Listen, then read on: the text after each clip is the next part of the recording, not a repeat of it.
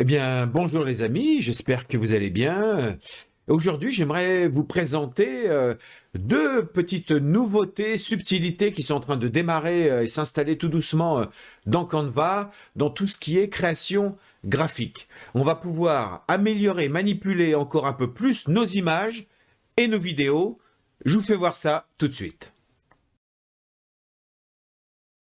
Canva ne cesse de vouloir améliorer les outils qu'il met à notre disposition pour pouvoir retoucher nos graphiques, nos designs, et forcément, ça commence par pouvoir retravailler nos images.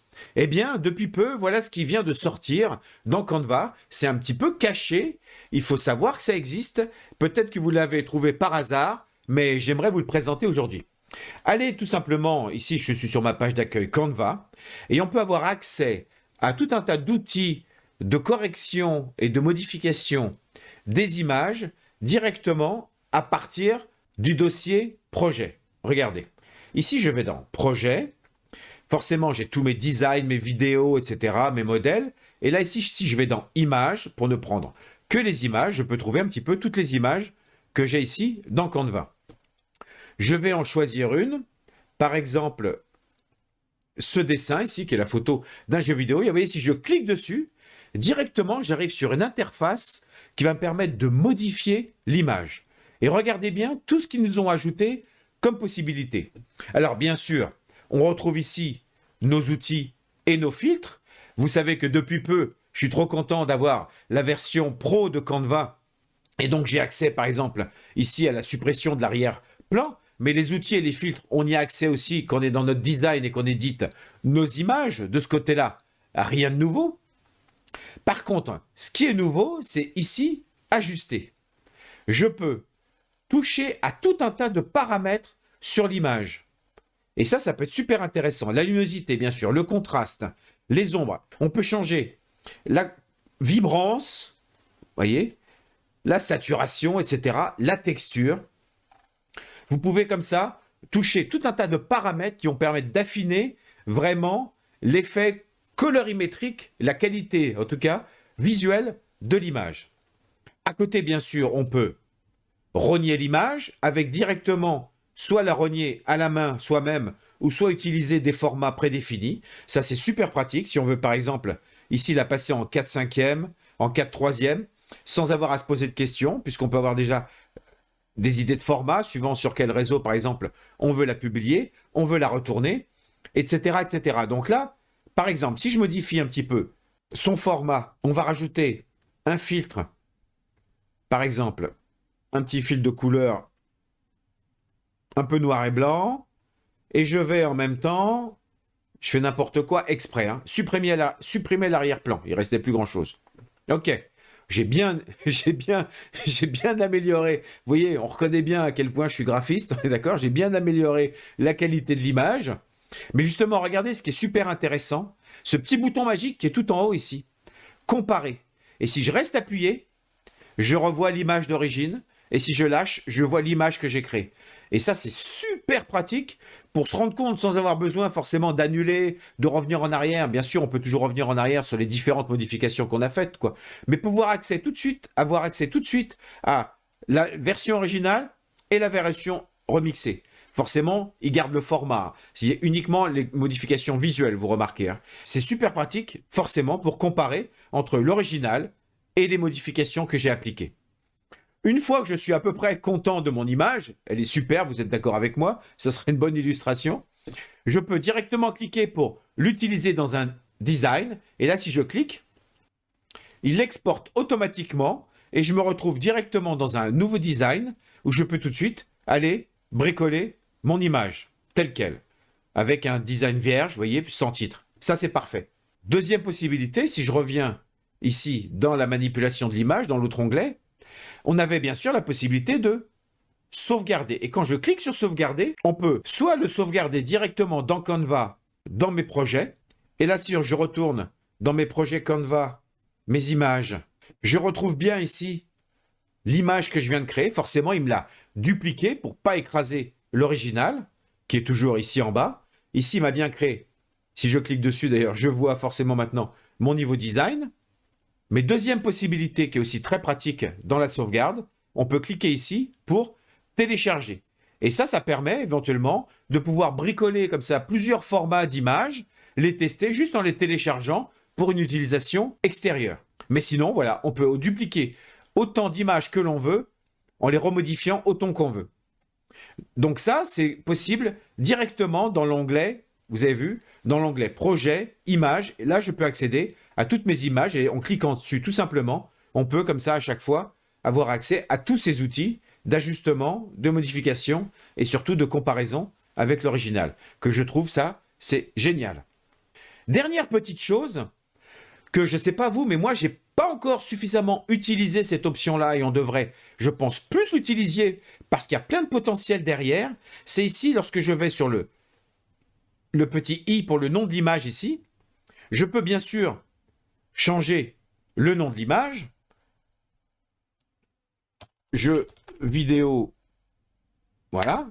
Mais surtout, on peut ici ajouter des balises. Alors, je ne sais pas si vous le faisiez jusqu'à présent. Moi, je ne le faisais pas vraiment, mais je pense que je vais commencer à m'y mettre parce que c'est assez pratique. Vous allez voir après, lorsqu'on travaille sur des designs et qu'on cherche des images, on peut utiliser justement ces balises pour retrouver des images spécifiques. Regardez. Et juste tout simplement, chaque balise peut être séparée par un espace ou par une virgule. Donc ici, je peux dire, vous voyez, si je dis jeu vidéo avec un espace, il m'a créé automatiquement, à chaque fois que je fais un espace, il me crée des balises. Jeu vidéo, là je vais dire enfant parce qu'il y a des enfants. Vous voyez, si je valide, même si je mets une virgule, il y a une île. Et il y a quoi? Il y a une lumière. Je fais un peu n'importe quoi, mais vous voyez, on peut mettre énormément de balises qui permettent comme ça de définir un peu plus l'image. Donc, allons voir ensemble, en créant un nouveau design, comment est-ce qu'on peut jouer avec les balises. Voilà, donc là, j'ai créé un nouveau design. Et forcément, ce qui est pratique, c'est comment ça se passe lorsque l'on cherche certaines images dans notre collection d'images à nous. On est d'accord que lorsque je cherche un modèle ici, Canva, je peux taper par exemple livre ici, et il va me sortir tous les modèles qui parlent de livres. Dans tout ce qui est à moi, par exemple, dans toutes mes images à moi, j'aimerais retrouver mes images. Alors donc je fais dans importer forcément, puisque là je peux avoir mes images, mes vidéos et mon audio. J'ai accès à tous mes éléments à moi. Là dans mes images, je voudrais trouver une image qui parle d'île. Et en effet, ici sur cette image, il y a une île, et quand je regarde ici, j'ai bien jeu, vidéo, enfant, île. Non seulement j'ai le dessin d'une île, mais j'avais mis la balise île. D'accord. Si je fais enfant, ça marche aussi. Et on est d'accord que, vous voyez ici, le titre, c'est bien jeu vidéo, hein, il ne se base pas sur le jeu vidéo. Il ne se base pas sur le titre de l'image. Hein. Il va bien chercher ici, dans les balises. Donc, ça peut être très très pratique comme ça, ce que vous donniez comme ça, plein de balises pour identifier un petit peu tous les types d'images que vous avez, et ça permet comme ça de retrouver plus facilement des images que vous avez identifiées vous-même. Mais attention, cerise sur le gâteau, et vous allez voir que ça ouvre la porte à une nouvelle fonctionnalité au niveau de la gestion des images que Canva est en train de mettre en place. C'est le fait qu'il va tout seul essayer de trouver les images qui correspondent aux mots que je lui propose, même si ce n'est pas dans une balise. Vous vous rappelez tout à l'heure, dans les modèles, quand ici je tapais livre, je le tape en français, et pourtant il me trouve des livres, et on voit bien qu'ici que les balises sont même pas, il n'y a même pas marqué book, vous voyez, donc il n'y a même pas marqué que c'est un livre, même pas en balise, ni quoi que ce soit. Donc il a identifié tout seul que dans cette image, il y avait un livre. Est-ce qu'il est capable de le faire avec mes images à moi aussi? Alors si je tape livre, eh oui, ici j'ai un livre, et dans la balise, dans la balise, il y avait livre. Donc c'est de la triche. Mais si je fais main, regardez ça, il m'a trouvé des photos et même mes avatars dans lesquels, en effet, il y a une main qui est mise en valeur. Et là, je peux vous dire qu'il n'y a pas de balise, il n'y a même pas de nom, il n'y a même pas de balise main ni quoi que ce soit, même pas de... Ah, si, veste posée dans la main, d'accord, bien joué. Et ici, veste posée main, il y a la main quand même dans le titre, d'accord. Mais là, ici, dans mon avatar, il n'y a pas de main. Ici, est-ce qu'il y a une main? Veste posée dans la main, oui. Et là, il n'y a pas de main. Donc, vous voyez, il peut chercher dans le titre, dans la balise ou dans l'image elle-même. Il essaye lui-même de trouver si le mot correspond à un objet identifié dans l'image. Et ça va me permettre, pour finir sur les images, de vous parler de cette petite fonctionnalité qui débute aussi dans Canva, que vous allez trouver. Alors, n'hésitez pas régulièrement à aller ici dans le menu à gauche et d'aller cliquer sur plus ici pour avoir accès à toutes les autres possibilités, fonctions qui apparaissent de ci, de là dans Canva. Vous allez découvrir sûrement des choses qui sont un peu étranges et parfois très utiles. Mais comme par exemple ici, une petite nouveauté pour créer du contenu. Vous voyez, il y a des choses qui apparaissent. Il y a texte to image. D'accord? Si je clique dessus, qu'est-ce que c'est bien? Qu'est-ce que ça peut bien être? Eh bien, mes amis, on lui donne un texte, je vais lui décrire une scène et il va tenter de fabriquer ou de trouver une image dans sa base de données qui correspond à l'image, qui correspond à la description que je vais lui faire. Alors, on va dire quoi? On va faire simple. Je vais dire un arbre dans un champ. Et là, je peux déterminer, surprenez-moi, est-ce que je veux que ce soit une photo, un dessin, de la 3D, de la peinture, motif ou conceptuel? Tiens, en peinture, je coche peinture. Et attention, un arbre dans un champ. Et je clique générer une image. Et c'est parti. Alors, si jamais ça dure 3 heures, je couperai la vidéo, mais voyons voir combien de temps ça dure. On va laisser en temps réel pour l'instant. Alors, est-ce qu'il va la fabriquer? Est-ce qu'il va la trouver dans une base de données qu'il a déjà? Le suspense reste entier. Mais parfois, ça peut être utile. Hein. C'est vrai que... c'est pas un arbre dans un champ, ça? Je suis désolé, hein, mais c'est un arbre dans un champ. Et il en cherche même une deuxième, ce qui est vachement généreux. Et en plus, c'est en dessin. Waouh! C'était pas si long, hein. Regardez ça. Non, mais c'est trop fort. C'est génial. J'ai un arbre dans un champ en peinture. J'avais demandé peinture, hein. C'est énorme. Donc, il n'y a pas beaucoup de possibilités. On est d'accord que c'est encore, vous voyez, attention, hein, quand il y a marqué bêta, ça veut dire que ça fonctionne plus ou moins bien. C'est en phase de création. Mais l'idée est géniale. Et le deuxième aussi est super beau. Oh, ça donne envie de s'amuser. On réessaye autre chose? Un arbre dans un champ. Un arbre sur un... Alors, attendez, un arbre. On va faire un arbre rouge. On va faire n'importe quoi. Sur un bateau bleu. Un arbre rouge sur un bateau bleu. Et on va lui dire en style « Surprends-moi ». Go! Vous allez vous amuser. Hein. Je pense qu'il y a moyen de trouver des idées originales. Mais par contre, mon arbre sur le champ, il est superbe en peinture. Alors là, c'est vrai que parfois, une fois de plus, hein, vous êtes peut-être comme moi je ne suis pas graphiste du tout. Et c'est vrai que parfois, j'ai du mal à choisir une image pour illustrer. Un arbre rouge sur un bateau bleu. C'est pas si mal, hein. Attendez, on va enlever ça. Je vais enlever mes autres images. Voyons voir. Qu'est-ce qu'il m'a fait? Un arbre. Il y a un peu de... c'est un arbre rouge sur un bateau sur fond bleu, hein. Surprenez-moi, en mode un peu conceptuel, hein. C'est pas mal, hein. Un arbre rouge sur un bateau et avec du bleu. C'est pas mal, non? Qu'est-ce que vous en pensez? C'est pas mal. Écoutez, je voulais jouer avec ça. Texte to image. N'hésitez pas à aller cliquer dans plus ici et vous amuser avec ce genre de petites fonctionnalités. Pour finir, dans ce thème de pouvoir modifier des images ou des vidéos, on peut, voilà, aussi, maintenant, ils nous ont donné la possibilité de modifier encore un peu plus les vidéos. Mais pour le faire, on ne le fait pas dans le mode projet, image, comme tout à l'heure pour les images. Il faut forcément aller dans une présentation vidéo dans laquelle il y a déjà une vidéo. Donc là, par exemple, j'ai repris une présentation vidéo à moi dans laquelle il y a une vidéo, superbe.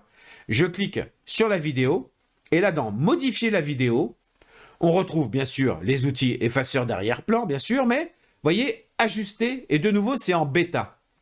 Et là, de nouveau, vous avez accès à tout un tas de paramètres pour retravailler sur votre vidéo. Et c'est pas mal, on peut jouer sur la teinte, voyez, la chaleur, le contraste, etc., etc.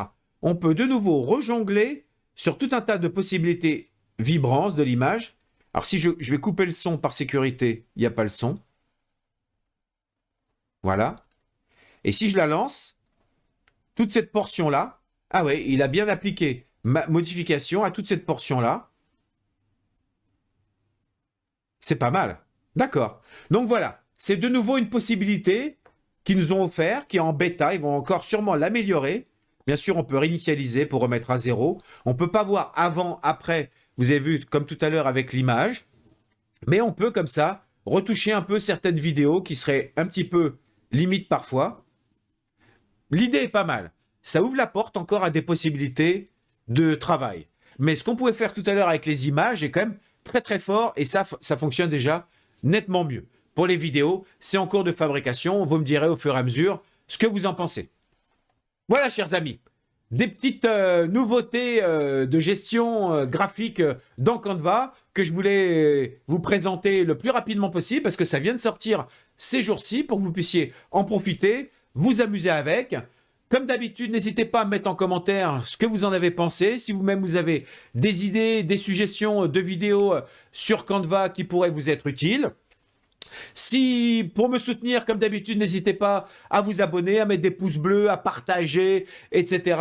À faire tout ce que vous savez faire avec les vidéos. Ça coûte rien et ça me permet à moi de savoir que mes vidéos vous plaisent et d'en faire profiter comme ça le plus grand nombre. Et comme d'habitude, en attendant d'avoir le plaisir d'échanger de nouveau avec vous, je vous souhaite le meilleur et je vous dis à très bientôt.